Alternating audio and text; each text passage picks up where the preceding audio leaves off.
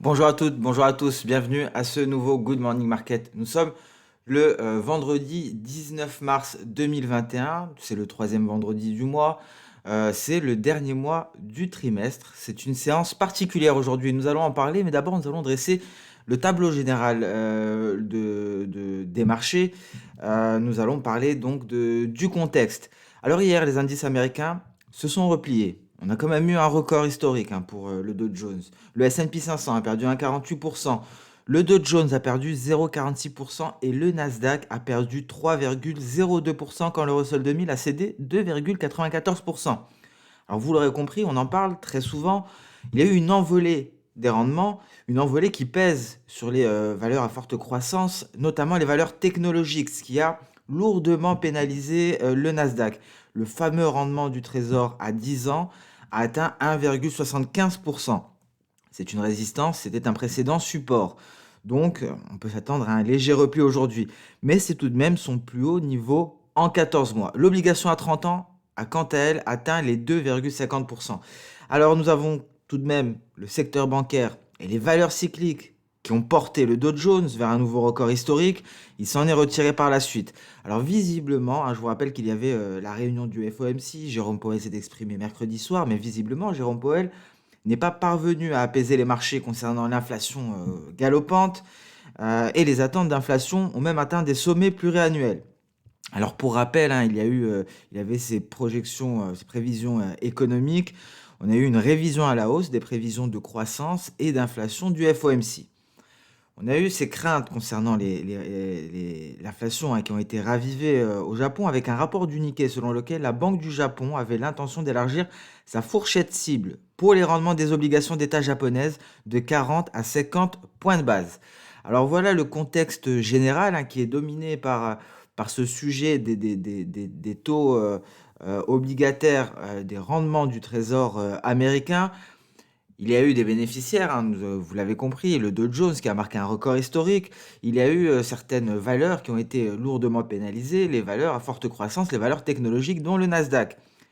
En Europe, que s'est-il passé sur le vieux continent? Le DAX a réussi à atteindre de nouveaux records historiques, on va le voir, c'est un niveau que l'on surveille très près, aux portes des 14 800 points. Et c'est en partie grâce à la performance d'une action qu'il compose. Nous avons Volkswagen qui prévoit de dépasser Tesla, le leader du marché des voitures électriques. Mais ce n'est pas tout, le DAX a également été favorisé par la hausse des valeurs cycliques qui le composent. Donc des valeurs cycliques qui bénéficient de cette hausse des rendements, mais donc c'est au détriment des valeurs technologiques et c'est ce qui a permis, entre autres, au DAX d'atteindre ce nouveau record historique. Un DAX qui était aussi porté par la forte hausse de Volkswagen. Je vous renvoie d'ailleurs à l'article que nous avons publié hier. C'était le titre que nous avons, le titre de la semaine, le titre abordé au cours d'un article. Un autre événement majeur, il s'est passé beaucoup de choses hier, visiblement, c'est sur le brut, le pétrole, avec un WTI qui a perdu plus de 7%, actuellement légèrement au-dessus des 62 dollars le baril. On avait parlé justement de la faiblesse de ce WTI. Nous avons également le Brent qui a perdu 6,90%, se situe actuellement aux alentours des 62,30 dollars le baril. Alors, cela est dû, il y a plusieurs facteurs. Tout d'abord, l'Agence internationale de l'énergie qui a indiqué dans son rapport mensuel que la demande ne devrait pas retrouver les niveaux d'avant la pandémie, avant 2023. Et d'ailleurs, on notera que sur le S&P 500, il y a un secteur qui a perdu le plus de terrain, bien entendu, c'est le secteur de l'énergie sur le S&P 500 qui perd 4,7%. Entre parenthèses, le secteur des services financiers réussit à progresser de 0,6%. C'est notamment dû à l'écart des taux entre les obligations à 2 ans et celles à 10 ans. Et nous avons d'un autre côté un pétrole qui est pénalisé par ce reconfinement en France de 16 départements, ce qui confirme la reprise de la pandémie en Europe. Alors c'est pas de chance parce que justement on avait donc l'Agence européenne du médicament qui a annoncé que le vaccin AstraZeneca était sûr. Visiblement, malheureusement, cette annonce de confinement par Jean Castex de 16 nouveaux départements vient raviver ces craintes d'une troisième vague en Europe. Et donc, qui dit confinement, troisième vague, dit baisse de la mobilité, baisse des voyages, Donc voilà, donc concrètement, un pétrole qui est mis sous pression, tout d'abord par ce rapport de l'Agence internationale de l'énergie, et également cette annonce en France d'un reconfinement sur 16 départements. Donc voilà ce qui s'est passé concrètement, voilà le contexte de marché.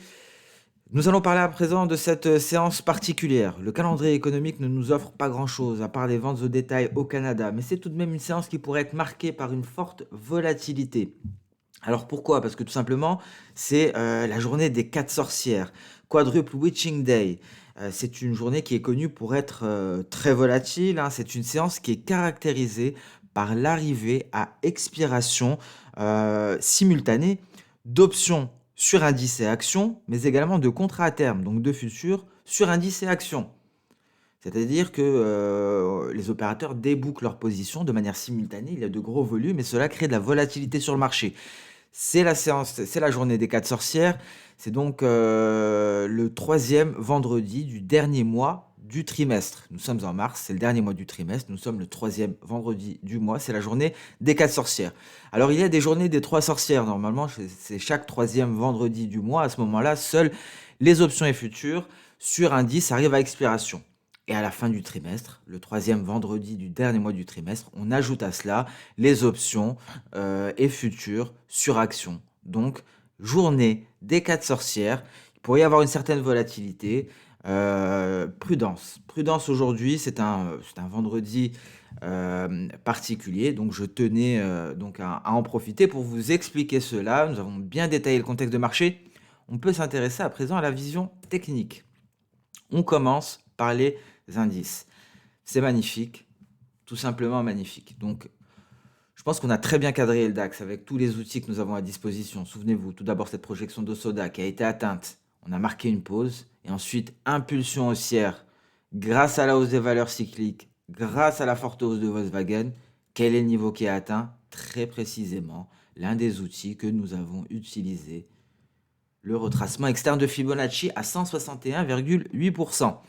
Donc voilà pourquoi il n'y a pas de stratégie miracle, simplement des outils qu'il faut combiner, qu'il faut savoir quand utiliser. Ça passe par des tests, bien entendu, de l'expérience. On essaye tel outil sur tel indice, telle matière première, telle paire de devises, et on apprend que effectivement ça marche très bien ici, ça marche pas trop bien à ce niveau-là.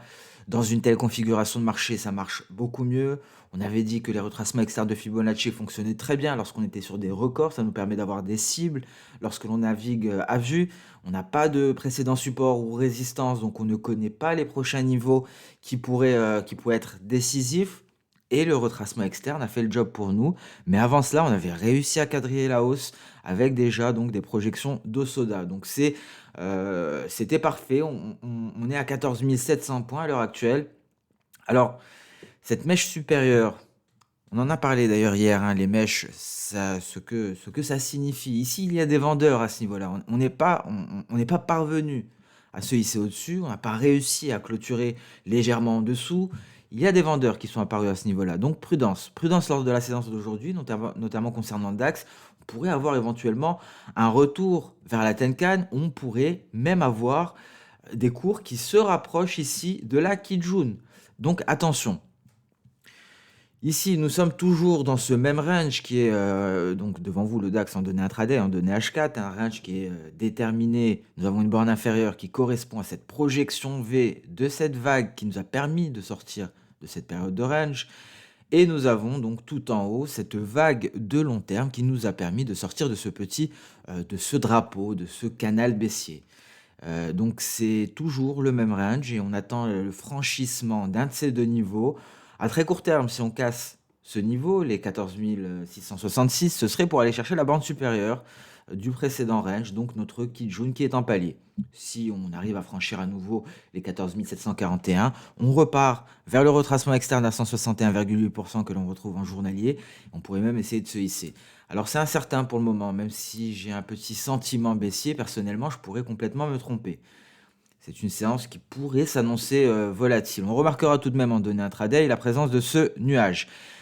En données H1, est-ce que cela nous apporte davantage? Est-ce que cela nous apporte plus d'indications? On voit effectivement le range est confirmé, la borne supérieure est même renforcée ici par un palier de Kijun. Nous avons un support, on pourrait restreindre le range ici grâce à l'intraday. Lorsqu'on est entre la Tenkan et la Kijun, c'est un range. Borne supérieure Kijun, borne inférieure Tenkan. On remarquera éventuellement un nuage qui vient renforcer cette éventuelle borne inférieure. Voilà pour le DAX, très précis, très beau. C'est vraiment d'où la beauté de l'analyse technique. L'analyse technique, ce n'est pas une science exacte, mais des fois, effectivement, elle a le mérite d'être extrêmement précise. C'est le cas à nouveau. C'est ce que l'on a vu également avec les projections d'Osoda. Le Nasdaq. Le Nasdaq, c'est aussi très beau, hein, ici, d'un point de vue Ishimoku, il faudra l'admettre. Nous ne parvenons pas à sortir par le haut du nuage, le nuage qui a borné la hausse du Nasdaq, et ici la Chikuspan qui a refusé ce franchissement, entraînant les courtes à la baisse, permettant une sortie du nuage. Les rendements, le 10 ans américain a atteint une résistance, je vous l'ai dit, c'était un support précédemment. On peut s'attendre à un repli, c'est ce repli qui pourrait favoriser la hausse du Nasdaq. Un Nasdaq qui pourrait aller chercher les 13 000 points, voire les 13 050 points, donc le haut de son nuage. Donc je pense que pour le Nasdaq, c'est haussier, j'en suis pratiquement convaincu. Ici, on le voit en intraday, en H4, c'était aussi très précis à l'aide de cette moyenne mobile simple à 200 périodes. On est allé chercher le bas de nuage, mais impossibilité de sortir par ce bas de nuage. On repart à la hausse, le nuage est en train d'éjecter les cours à la hausse. Attention tout de même, ici, le seul élément qui pourrait nous freiner, c'est lorsque l'on regarde justement le passé, donc notre Chikuspan, je vous le répéterai jusqu'à ce que vous l'appreniez par cœur, donc ce sont les cours de clôture 26 périodes dans le passé qui viennent s'attaquer à cette Tenkan et au cours. Donc on pourrait rencontrer tout de même une certaine résistance à un certain moment, à un moment donné, aux alentours des 12 900 points, lorsque la Chikuspan s'attaquera à cette barrière. On retrouve ici la résistance que l'on a envisagée en journalier, légèrement aux alentours des 13 000 points, hein. C'est un cluster de Tenkan et de Kijun, et nous avons un peu plus haut ce palier de Kijun à 13 026 points. Je reviens très rapidement sur le journalier. Ça correspond plus ou moins quelques points près au bas de mon nuage, à la SSB en palier. Donc ça se confirme, ce serait une résistance si on parvenait à continuer à progresser. Ici, en données intraday, qu'est-ce que ça nous apporte? On aurait une éventuelle résistance à 12 969, c'est notre Kijun. En cas de franchissement de cette dernière, effectivement, on pourra aller chercher notre nuage. Et on a une résistance ici, ce palier d'SSB, 13 079, même 13 029, hein. Il y a un autre palier avant cela. Et 13 029 ici, c'est aux alentours du bas de nuage journalier, vous l'aurez compris. Donc, de très belles configurations techniques, hein, à l'heure actuelle. Et on en verra d'autres, hein, également sur le pétrole d'ailleurs. C'était assez impressionnant. Le S&P 500 retrouve des couleurs, test de Tenkan. Attention, on revient vers cette zone de résistance. Souvenez-vous, les 3934 jusqu'aux 3942 environ, c'était un gap. On va repartir à l'attaque de ce niveau, ça va nous donner une certaine résistance, il y aura de certaines difficultés à s'en affranchir. Ici concrètement 3936, 3935, ça correspond à un palier de Kijun qui correspond également à un palier de SSB. C'est très pratique d'appuyer sur cette croix parce qu'effectivement lorsqu'on pointe un niveau, un palier, on essaie de voir si ça correspond à un autre palier. Ici ça a été tout au long, dans le passé, ça représente différents paliers. C'est un palier actuel, c'est un palier d'SSB grosso modo, et c'est un précédent palier de Kijun. Donc ce serait une forte résistance. Ce sont les données H1, j'ai encore sauté les données H4, on continue dans notre raisonnement triptyque. Vous voyez ici on sort par le haut du nuage tout de même. Et on a de la marge de manœuvre, hein, à la hausse, et la résistance ici est déterminée 3940, hein, c'est un cluster de Tenkan et de Kijun. Attention lorsque la Chikuspan à 3933 rencontrera ici cette Tenkan, pardon. On passe sur le Dow Jones, toujours au perché au-dessus du retracement externe à 127,2%. On s'installe en cas de cassure. On a un support 32 400 points. Donc voilà, donc le Dow Jones reste très fort. Pas grand-chose à dire, hein, parce que d'un point de vue, comment dire, d'un point de vue retracement externe, c'est très loin, le prochain objectif. Après, il faudrait que l'on marque un creux pour avoir une nouvelle vague. Donc j'ai du mal à vous livrer un éventuel objectif haussier pour le moment. Tant que l'on n'est pas sûr, que l'on a marqué vraiment le creux, je ne suis pas sûr que le creux soit à ce niveau-là. Donc on reste patient tout de même sur le Dow Jones. On le voit, le Dow Jones patine quelque peu, il est repassé sous cette résistance, le palier de Kijun qui vient correspondre très exactement à cette projection V de la précédente vague haussière de court terme en données H4. En données H1, on est même passé sous le nuage. Pas grand-chose pour le moment sur le Dow Jones. On reste prudent. Russell 2000 qui a perdu du terrain, qui tente de se hisser au-dessus de ce précédent sommet. Souvenez-vous, lorsque l'on était dans l'enceinte de ce canal baissier, à la sortie, on avait déterminé des résistances. Depuis cette chute et cette intégration du nuage, ça redevient des résistances parce que c'était des supports, on s'était hissé au-dessus. Donc ce sont les niveaux à franchir tout simplement. 2280 sera le prochain et après on aura le big boss, si je puis dire, des 2300 points. Le Bitcoin, très intéressant. Alors rien n'a changé bien entendu en hebdomadaire, rien n'a changé en journalier, on tient la Tenkan.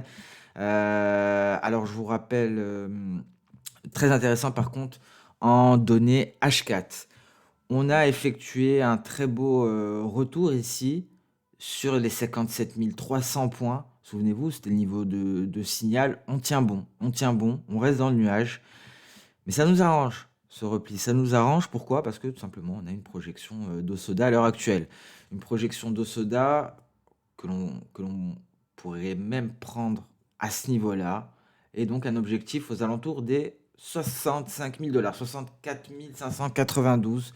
Ça pourrait être un prochain record historique. Alors ici, pourquoi je fais une nouvelle vague? On va faire une petite parenthèse théorique. Cette vague-ci a été atteinte, elle n'existe plus. Depuis, il n'y avait pas de formation de nouvelle vague. On est revenu au point de départ. Vous voyez, cette vague commençait ici. Elle débutait à la fin de la précédente. Voici la précédente. Je me permets de revenir en arrière. Voici la précédente. La nouvelle commençait à l'objectif. On l'a atteint très précisément. On repart de zéro. On repart de zéro.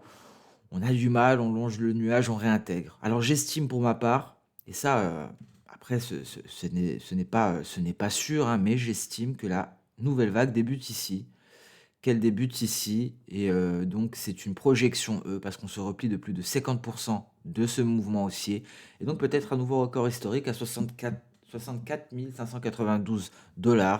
Pour cela, le plus sage serait d'attendre bien entendu une sortie de nuage. Et ce qui est intéressant, et plus particulièrement un franchissement du point B.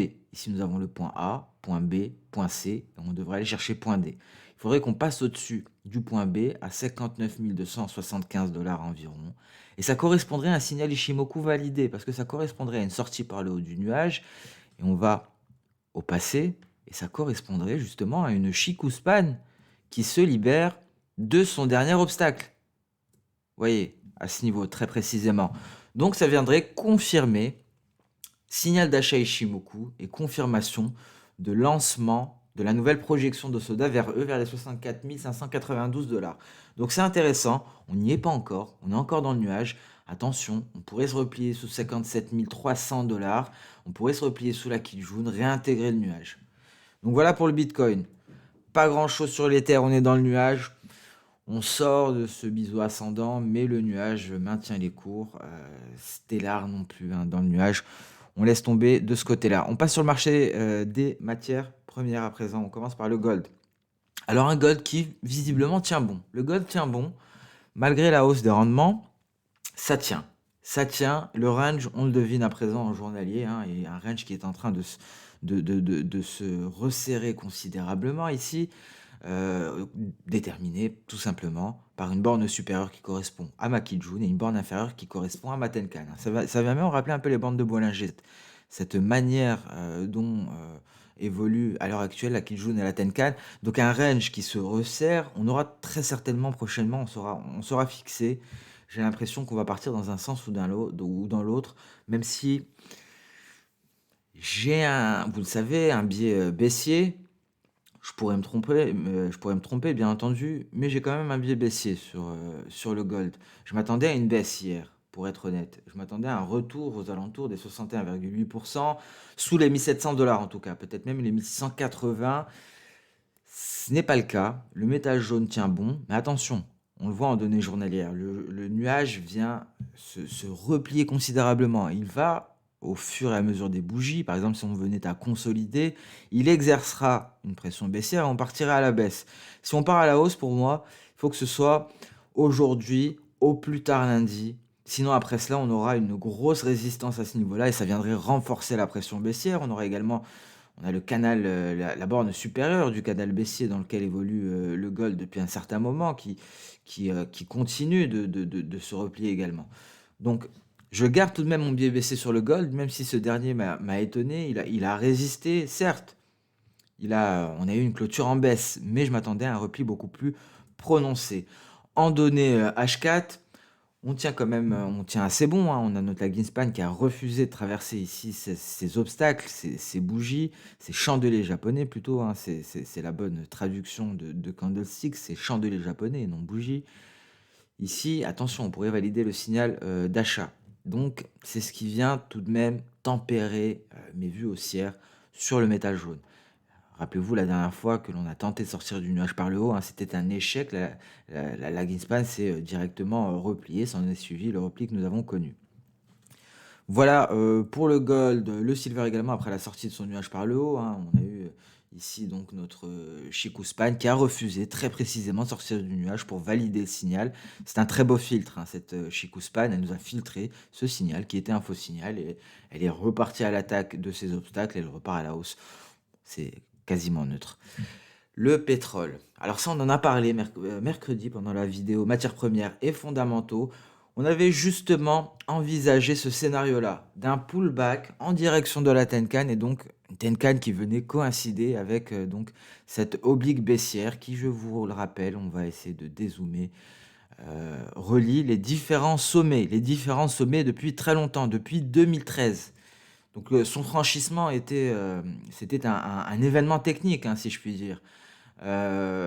Et donc il fallait certainement un pullback et vu les fondamentaux effectivement et vu la forte hausse actuelle, on pouvait s'y attendre et les perspectives d'une reprise de la production, en plus de cela, la reprise de la demande qui est soumise à diverses conditions. On avait émis cette hypothèse, mercredi. Effectivement, c'est ce qui s'est passé, mais en intraday, c'était encore plus, bluffant si je puis dire. Souvenez-vous de cette figure en ETE et là, ça nous donne une belle leçon de technique, hein, tout de même. Effectivement, j'ai perdu la foi en cette figure chartiste de retournement parce que on a eu un premier signal d'éventuelle invalidation, c'était ce franchissement du sommet de l'épaule. Mais le pétrole nous a dit: Gardez tout de même la foi en cette figure chartiste, hein». Nous avons cette oblique haussière qui correspond à la ligne de coup qui n'a pas été franchie, qui a été testée à 2 reprises et on a souligné hier la faiblesse du pétrole en se disant: «On a échoué dans le franchissement de toutes les résistances. Ligne de coup, ici. Par la suite, la résistance d'après, c'était notre nuage, ici et là, à 2 reprises et ensuite la Kijun». Alors que petit à petit, on cassait des supports, mais on n'arrivait pas à refranchir des résistances. Ici, on casse un support, la ligne de coup. On n'arrive pas à repasser au-dessus, cette ligne de coup. Après, on franchit le nuage, on casse un support. On n'arrive pas à repasser au-dessus, malgré 2 tests. Ensuite, on casse la Kijun. On n'arrive pas à repasser au-dessus, malgré 2 tests. Et on s'effondre et on va largement dépasser l'objectif théorique qui, je vous le rappelle, nous est donné par la projection de la hauteur de la tête. Ça a été un point de pause, si je puis dire, voilà, très précisément. On a marqué une pause. On va essayer d'être même plus précis, hein. Il faut prendre le niveau de breakout de la ligne de coup. Voilà, c'était atteint, 61,20 $. On marque une pause et ensuite, il y a eu l'annonce du confinement, 19 heures en France. Ça pèse davantage et c'est là que l'actualité dépasse le technique. Donc voilà, c'était vraiment bluffant. C'était vraiment bluffant. On en a beaucoup parlé, on a énormément hésité parce qu'effectivement, on est tout de même allé assez haut. On est tout de même allé assez haut. On a eu on est passé brièvement au-dessus du sommet de l'épaule droite, mais encore une fois, le technique nous a prouvé sa puissance. Le Brent, c'est toujours aussi beau. Retour vers la Telcan en données hebdo, en données journalières. On l'avait dit, on avait ce dark cloud cover, on avait des convictions. Et ici, le franchissement de la Tenkan venait nous alerter à nouveau malgré une tentative de rebond. Et on s'effondre. On avait parlé d'un palier ici de Kijun. D'ailleurs, c'était un article Ishimoku, hein, qui avait été publié ici pour qu'on se souvienne de la configuration à ce moment-là. Voilà, Ishimoku, le 10 mars. On avait parlé de ce dark cloud cover, on avait donné On avait parlé de ce palier à 64,40 ici. On avait abordé cet objectif encore à 64,40 qui correspondait à l'objectif théorique de l'ETE. Et le voilà, cet objectif théorique de l'ETE qui a été atteint. Donc une figure qui a tardé, ça a pris du temps, mais on a atteint l'objectif. Et comme le WTI, on franchit la ligne de coup à ce niveau-là, on repart à la hausse. On la teste une fois, on n'y arrive pas. On repart à la baisse, on casse un nouveau support. Le nuage, on le teste, on n'y arrive pas. On casse la Kijun, on le teste, on n'y arrive pas. Et on s'effondre. On atteint l'objectif théorique à 19 heures. Annonce de confinement et le repli s'approfondit. Donc voilà, le pétrole nous a donné une belle leçon, nous a confirmé la puissance, du chartisme et ici en l'occurrence la puissance des épaules, tête-épaule. On a douté, ouais, mais bon, cet objectif théorique a bien été atteint et a été, surpassé, grâce à cette, annonce. Grâce à cette annonce, une annonce qui nous pénalise tout de même pas mal. Donc voilà pour ce point, sur les pétroles, hein, on a beaucoup parlé, technique, aujourd'hui. On a vu la précision quand même, hein, des objectifs que nous fournissent le technique. Beaucoup de personnes ne croient pas aux techniques et disent que ce sont donc, que c'est un domaine trop, comment dire? Qui n'est pas suffisamment précis, mais c'est précis si justement on applique correctement les règles, que ce soit les projections d'Hosoda, que ce soit les objectifs théoriques des figures chartistes, que ce soit les retracements de Fibonacci, c'est précis. Mais il faut garder en tête les différents éléments. Il y a une analyse derrière. C'est exactement ce que l'on a fait sur le pétrole. On arrive à analyser tout de même cette faiblesse. Et cette faiblesse nous a mis la puce à l'oreille hier, lors du Good Morning Market, lorsque l'on a parlé de ces différentes résistances que l'on n'arrive pas à franchir. C'est tout un raisonnement qui nous dit, à l'aide d'Ishimoku, à l'aide du chartisme, qui nous dit effectivement le pétrole est faible, prudence, on pourrait se replier. Donc voilà, on passe à présent. Je pense qu'on a suffisamment détaillé les matières premières. Il n'y a pas grand-chose à signaler, à part ici ce très beau rebond, hein, on en a parlé hier, on a un gros niveau, les 50% sur le blé, qui rebondit encore une fois sur ce niveau, hein, ça fait 1, 2, 3, 4, 5 rebonds. Après 5 tests, on ne casse pas ce niveau, la prochaine pourrait être la bonne. On passe à présent sur le marché des changes avec un billet vert qui a profité de cette hausse des rendements. Mais il y a toujours des difficultés. C'est la dernière séance de la semaine. On aura très certainement une clôture en dessous de ce palier de Kijun, hein, et on avait parlé de ce fameux parallèle avec ce qui s'était passé ici en 2018. Mais il y a une grosse différence d'un point de vue Ishimoku peut-être. C'est plus difficile de franchir cette Kijun parce que franchir cette Kijun signifie pour la lagging span franchir cette barrière. Cette barrière assez compliquée, assez difficile à franchir. Je pense que c'est là, plus j'y pense, plus je me dis, c'est la réelle difficulté, c'est la réelle différence. Au moment du franchissement de ce niveau en hebdomadaire, par les cours, par le taux, on a une lagging span qui a de très gros obstacles. Ce n'était pas le cas en 2018. En 2018, au moment du franchissement, on avait une certaine marge de manœuvre. On le voit ici. On était beaucoup plus haut. La prochaine barrière était beaucoup plus haute et moins dense. Ce qui nous a permis de progresser tout de même jusqu'au nuage. Et effectivement, les obstacles pour la Chikuspan ont correspondu euh, au nuage, lorsque les prix ont atteint le nuage.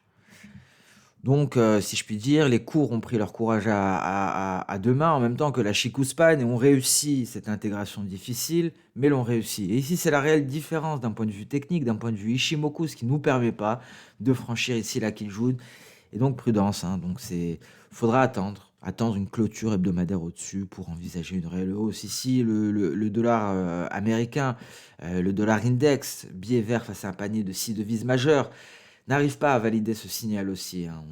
On n'y arrive pas. On n'arrive pas à sortir du nuage par le haut, ce qui nous permet d'avoir une Tenkan qui est en train de caper les cours, qui est en train d'empêcher cette projection. Alors hier, on a bien profité, on le voit, on a bien profité de la hausse du 10 ans américain. Le billet vert est parti à la hausse dans son sillage. Le 10 ans américain se replie aujourd'hui sous résistance. Le billet vert se replie et donc cela permet peut-être à l'euro dollar de retrouver quelque peu des couleurs, mais rien n'est rien n'est rien n'est sûr pour le moment. Un euro dollar qui fait face à une résistance d'un point de vue intraday, un gros palier de SSB. Et donc la baisse pourrait pourrait reprendre éventuellement, sur l'euro-dollar et cela, ce serait très intéressant. Ça nous permettrait d'ailleurs de nous amuser avec, l'un de nos outils favoris pour avoir des objectifs, projection de soda. Car c'est très fréquent, hein, que l'on ait une vague, un point C qui se stoppe sur une SSB.